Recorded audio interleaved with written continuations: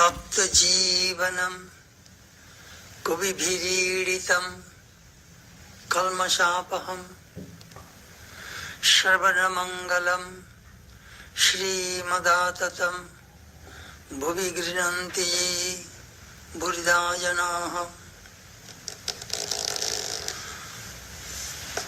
From the Gopi Gita.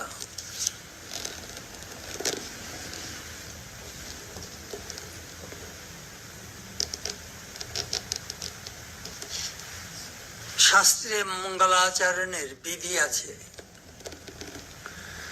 শ্রীম তার 5 খণ্ড কথামৃতের title পেজে এই শ্লোকটি বসিয়েছেন।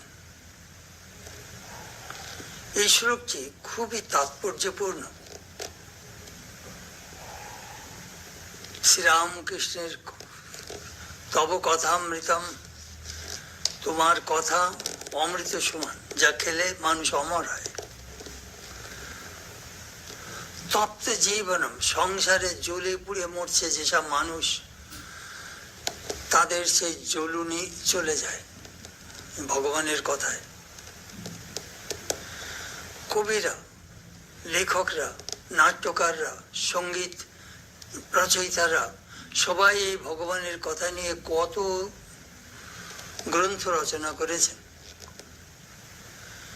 কলমশাপহম, ভগবানের কথা পাপ বিদূরিত করে। শ্রবণ মঙ্গলম, শুনলেই মঙ্গল হয়। শ্রীমৎ আততম,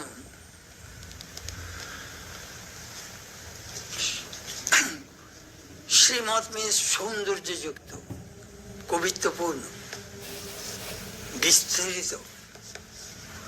শ্রীমৎ আততম, বিস্তারিত, সুন্দর কথা, ভগবানের কথা।